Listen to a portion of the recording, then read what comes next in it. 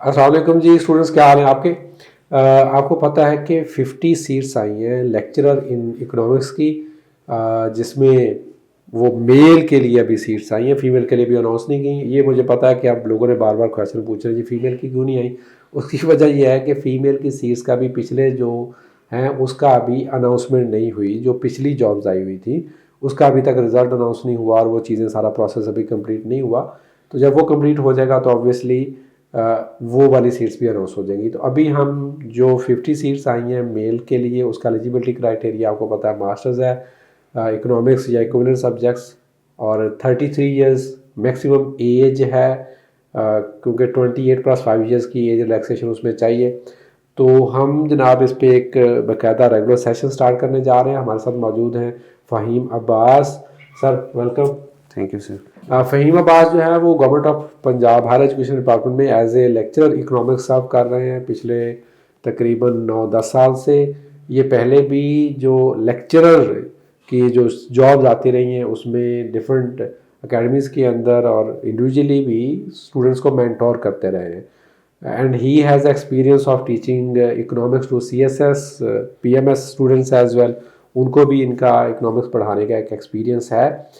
तो हम सर से डिटेल में डिस्कस करेंगे जो पेपर की कंपोजिशन होती है, पेपर किस तरह का आता है और इसकी तैयारी में उनका क्या स्ट्रेटजी या क्या प्लान होगा।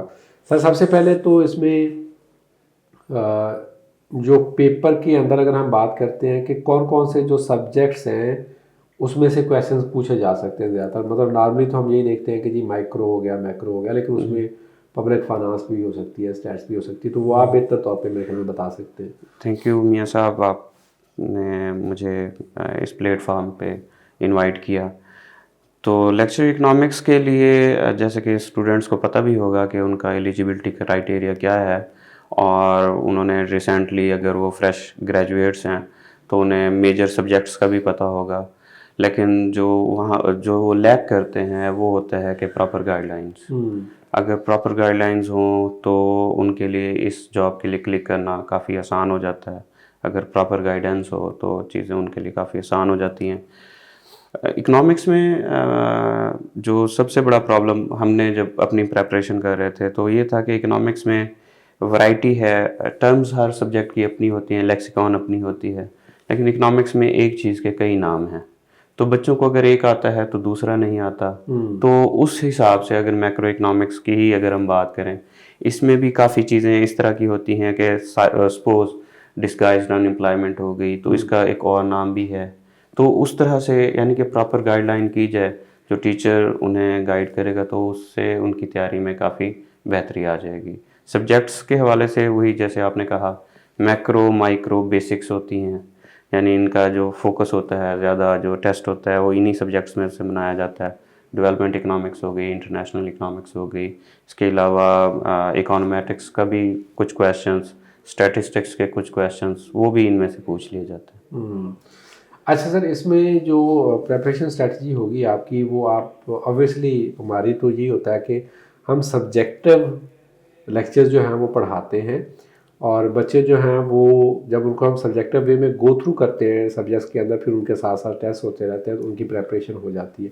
तो आपकी इसमें टीचिंग स्ट्रेटजी क्या होगी? मेरी टीचिंग स्ट्रेटजी यही होगी बेसिकली, जब तक हम बेसिक्स नहीं कराते, सपोज एक बच्चे को डायग्राम का जो है वो इशू है। अब जैसे हमारे 2012 में क्वेश्चन आया था कि जो कॉस्ट कर्व्स होते हैं वो यू शेप्ड होते हैं एक्सेप्ट जैसे। अब ये जब तक डेरिवेशन नहीं आएगी बच्चे को तब तक जो है वो समझ नहीं पाएगा। अब सपोज उसने कुर्सियानिस पढ़ी हुई है, रिचर्ड इबलास पढ़ी हुई है, माइक्रो की मैं बात कर रहा हूँ, तो उसमें वो सिंपल एमसी जो है वो नेगेटिव स्लोप उसमें दिखा देते हैं, ठीक है जी। लेकिन जो डेरिवेशन है वो ये बताती है कि एमसी कर्व जो मार्जिनल कास्ट कर्व होता है वो भी यू शेप्ड होता है, जबकि एवरेज फिक्स कास्ट जो है वो हाइपरबोलिक होता है। तो यानी कि जो डेरिवेशन है या कोई भी डायग्राम है उससे हमारी जो कंप्रीहेंशन हो जाती है एमसीक्यूज की वो हमारी बेहतर हो जाती है, तो कंप्रीहेंड करना आसान हो जाता है। Wonderful wonderful, that's great. अच्छा सर, इसमें मैंने एक और चीज़ भी देखी है कि इकोनॉमिक्स सारी बात है, आपको पता है कि इस kind of a compulsory part मैंने डिफरेंट लेवल्स पे इकोनॉमिक्स पढ़ी। यूनिवर्सिटी में जब हम स्टूडेंट्स थे तो हमने एग्रीकल्चर इकोनॉमिक्स पढ़ी, तो वहाँ पे उसके जो बेसिक माइक्रो एंड मैक्रो, फिर मॉनेटरी पॉलिसी, फिजिकल पॉलिसी, जब हम CSS क्वालिफाई किया तो वहाँ पे ये सारी चीज़ें पढ़ी। MBA मैंने किया तो उसमें भी ये चीज़ें हमने डिस्कस की। समहाउ इसके अंदर कुछ न्यूमेरिकल पार्ट भी होता है जी कि जिसके अंदर कुछ कैलकुलेशंस इन्वॉल्व होती हैं। तो क्या जो पेपर्स पुराने आते हैं उसमें आपने ये चीज़ें नोट की हैं कि क्या को इस तरह के क्वेश्चंस आते हैं जिसमें आपको कैलकुलेशंस करनी पड़े? सर, इसमें कोई लॉन्ग क्वेश्चंस तो आएंगे नहीं, जैसे वैसे भी इसमें मैथमेटिकल डेरिवेशंस हैं तो सही। अगर हम मैक्रो की बात करें, ISLM मॉडल की अपनी है, इनकम, नेशनल इनकम की अपनी है। अगर हम इक्विलिब्रियम की बात करें उसकी भी है। माइक्रो में जो है, अगर किसी ने वेरियन की बुक पढ़ी हो या निकलसन की बुक पढ़ी हो तो वो सारी मैथमेटिकल डेरिवेशंस हैं। इवन इंडिफरेंस कर्व को भी मैथमेटिकली डिफाइन किया जाता है। लेकिन जो लेक्चरशिप का टेस्ट है इसमें उस तरह की जो है आप लोगों से वो नहीं किया जाता कि आपको एक डेरिवेशन दे दी जाए और कहा जाए कि इसका जवाब क्या आएगा। इसमें सर बेसिक क्वेश्चंस आ जाएंगे, अगर मैक्सिमम हुआ भी तो बहुत माइनर लेवल के क्वेश्चन आएंगे। अच्छा, अब उसमें सर मेरा एक बड़ा रेलेवेंट क्वेश्चन है कि इसमें ये बनता है कि जिस तरह आप डिफरेंट बुक्स के नाम बता रहे हैं, ऑब्वियसली जब ये इकोनॉमिक्स के लेक्चर का टेस्ट होना है तो वो पूरे 2 साल का जो सिलेबस, नॉर्मली 2 साल की अगर मास्टर्स की डिग्री है या 4 साल का BS है, तो स्पैनिंग 4 ईयर्स और 2 ईयर्स का जो आप कोर्स है वो आप 1.5-2 महीने में कवर करवा रहे होंगे। तो ये जो इतनी बड़ी बड़ी बुक्स होती हैं वो सारा किस तरह से हम मैनेज करेंगे, तमाम सब्जेक्ट्स को, चीज़ों को हम कैसे मैनेज करें? सर, जैसे कि आपने काफ़ी एक्सप्लेन किया कि होराइजन इसका बहुत वास्ट है, तो इंशाल्लाह जो टीचर होता है वो यही होता है। टीचर बताता है रोड मैप और स्टूडेंट्स उसको फॉलो करते हैं। स्टूडेंट्स का काम इसमें ज़्यादा है क्योंकि तैयारी उन्होंने करनी होती है। जो हम उन्हें गाइड करेंगे वो ये होगा कि जो वो काम एक हफ्ते में करते हैं वो हमारी गाइडलाइन के ज़रिए होप्स हो वो एक दिन में, यानी वो उसे बेहतर एफिशिएंटली उसे उनकी जी एफिकेसी बढ़ जाएगी। वंडरफुल।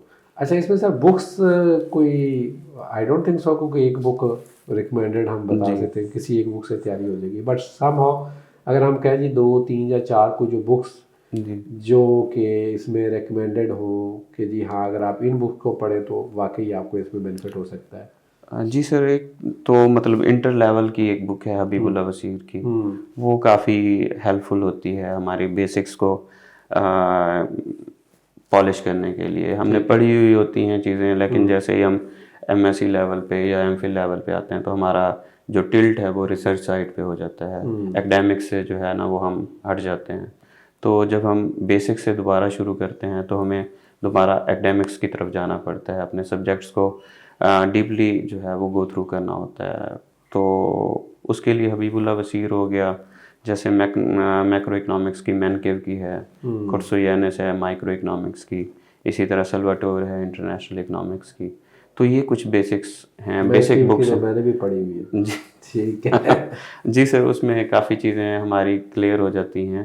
लेकिन बेसिक के लिए जैसे नेशनल इनकम अक्सर बच्चों को पता होगा, बट जो डेफिनेशंस हैं वो हमारी वही इंटर वाली ही चलती हैं। कंपोनेंट्स उसके जी क्या है, जी और सारी सर, चीज़ें। तो उसके लिए जो है ना हमें वही इंटर से ही जो हबीबुल्लाह वसीर की इंग्लिश मीडियम की बुक है।